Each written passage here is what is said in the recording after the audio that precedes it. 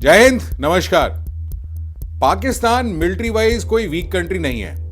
In fact एक nuclear power है, एक बहुत बड़ी फौज है, 25 करोड़ से ज्यादा की पॉपुलेशन है और वो भी ऑलमोस्ट एक रिलीजन के 99% लोग हैं, जो एक बहुत बड़ा यूनिफाइंग फैक्टर हो सकता है एक कंट्री के लिए। बट मगर लेकिन किंतु परंतु एक देश जिसका जन्म रिलीजन के नाम पर हुआ, जहां आर्मी का इन्फ्लुएंस पॉलिटिक्स से ज्यादा पावरफुल है, जहां इकोनॉमी बार बार आईएमएफ के पास जाती है और जहां रीजनल टेंशन्स कभी खत्म ही नहीं होती, क्या पाकिस्तान अपनी कॉन्ट्रडिक्शंस का शिकार है? आज हम इस इशू पे इमोशनल नहीं, एक लॉजिकल एनालिसिस करने की कोशिश करेंगे और ये एनालिसिस हम शॉर्ट में करेंगे। 1947 में पाकिस्तान का जन्म हुआ टू नेशन थ्योरी के बेसिस पे। आइडिया यह था कि मुस्लिम्स और हिंदूज अलग कौम है और फिर भी एक बहुत बड़ा मुस्लिम्स का तबका पाकिस्तान नहीं गया और यहीं एक फंडामेंटल प्रॉब्लम स्टार्ट हुई। रिलीजन कॉमन था पर लैंग्वेज कल्चर बिल्कुल अलग। पंजाब, सिंध, बलूचिस्तान, खैबर पख्तूनवा सब अलग अलग आइडेंटिटी के साथ आए। सिर्फ रिलीजन के बेसिस पे एक नेशन बनाना आसान नहीं होता और वही आइडेंटिटी क्राइसिस आज भी पाकिस्तान को हॉन्ट करता है। पाकिस्तान की हिस्ट्री का एक बहुत बड़ा मेजर क्रैक जो है वो था 1971 में। ईस्ट पाकिस्तान और वेस्ट पाकिस्तान के बीच डिस्क्रिमिनेशन का इशू पीक पर पहुंच गया था। Language issue, political representation issue, economic neglect, और रिजल्ट क्या हुआ? बांग्लादेश अलग देश बन गया। यह सिर्फ टेरिटोरियल लॉस नहीं था, यह पाकिस्तान के फेडरल स्ट्रक्चर का फेलियर था।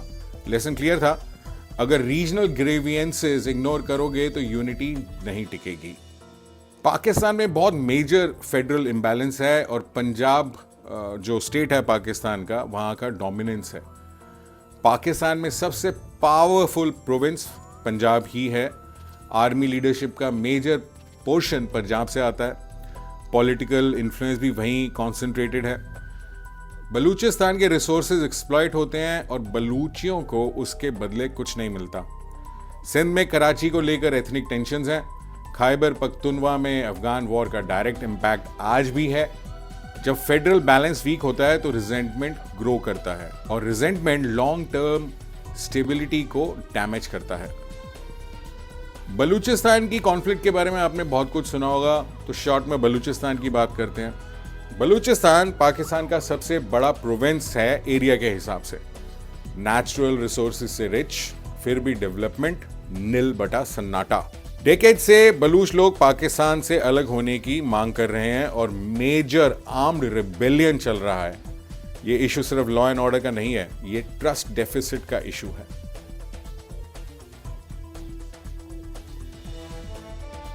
सोवियत यूनियन अफगानिस्तान में एंटर करता है। पाकिस्तान यूएस के साथ मिलकर अफगान मुजाहिदीन को सपोर्ट करता है। शॉर्ट टर्म में स्ट्रेटेजिक डेप्थ मिलती है। लॉन्ग टर्म में क्या मिला? Militant networks, extremism, internal radicalisation. जिस आग को स्ट्रेटेजिक एसेट समझा गया वो बाद में इंटरनल सिक्योरिटी चैलेंज बन गया और आज के टाइम पे पाकिस्तान और अफगानिस्तान के रिलेशंस इतने ज्यादा खराब हैं कि बॉर्डर पे रेगुलरली लड़ाइयां हो रही हैं।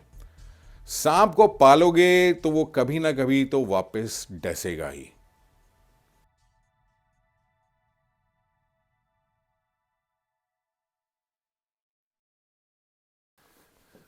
ओसामा बिन लादेन एबटाबाद में पकड़ा गया।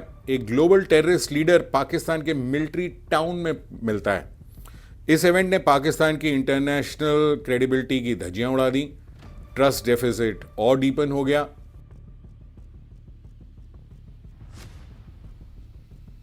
2008 मुंबई अटैक्स ने इंडिया पाकिस्तान रिलेशंस को परमानेंटली ऑल्टर कर दिया और पाकिस्तान बहुत सालों से, उससे पहले से इंडिया में टेररिज्म को सपोर्ट कर रहा है।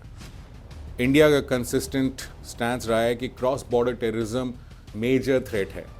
ये इशू दोनों देशों के बीच ट्रस्ट रिबिल्ड होने ही नहीं देता और पाकिस्तान की ग्लोबल इमेज पे भी इंपैक्ट डलता है और पाकिस्तान को लेकिन अकल नहीं आती इस चीज़ की। पाकिस्तान की आर्मी पाकिस्तान की पॉलिटिक्स का सबसे पावरफुल एक्टर है। Multiple coups, Ayub Khan, Ziaul Haq, Pervez Musharraf, even civilian governments के टाइम पर भी मिलिट्री इन्फ्लुएंस स्ट्रांग होता है और पाकिस्तान मिलिट्री ही पाकिस्तान की डी फैक्टो माई बाप है। पॉलिटिकल इंस्टेबिलिटी का एक मेजर फैक्टर यही सिविल मिलिट्री इम्बैलेंस है। जियाउल हक के एरा में इस्लामाइजेशन पॉलिसीज एग्रेसिवली इंप्लीमेंट हुई, ब्लास्फेमी लॉज स्ट्रिक्ट हुए, religious minorities, Hindus, Christians, Ahmadiyya community पे रिलेंटलेस अटैक्स हुए। जब ये सेक्युलर स्पेस श्रिंक होता है ना, तो इंटरनल कोहेजन वीकन होता है।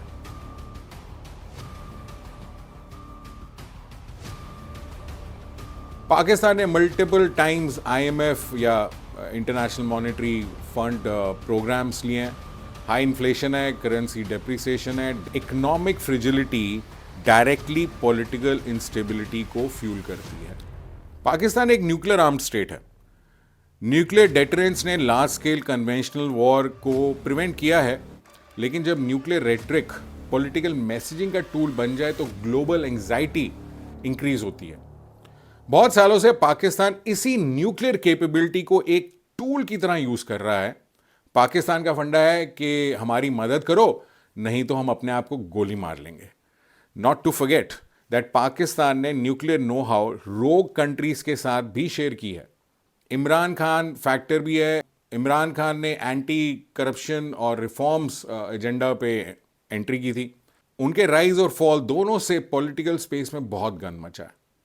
Civil military tensions openly visible हुई हैं। Street protest, legal battles, system stress में, बहुत मेजर स्ट्रेस में है इस टाइम पाकिस्तान का। इंडिया के पर्सपेक्टिव से स्टेबल पाकिस्तान मतलब स्टेबल रीजन, अनस्टेबल पाकिस्तान मतलब सिक्योरिटी रिस्क। साउथ एशिया तभी प्रॉस्पर करेगा जब एक्सट्रीमिज्म कम होगा, इकोनॉमिक रिफॉर्म स्ट्रांग होगा और पॉलिटिकल इंस्टीट्यूशंस मैच्योर होंगे। हिस्ट्री ने यही दिखाया है कि इंटरनल स्टेबिलिटी बिना इंक्लूसिव गवर्नेंस के पॉसिबल नहीं है। फ्यूचर का सवाल यही है कि क्या पाकिस्तान अपने इंटरनल कॉन्ट्रडिक्शंस को एड्रेस कर पाएगा। ये क्राइसिस का साइकिल क्या कंटिन्यू रहेगा। आपका क्या सोचना है इस टॉपिक के बारे में, पाकिस्तान की इंस्टेबिलिटी के बारे में? हमें ज़रूर कमेंट्स में बताएं। जय हिंद, नमस्कार।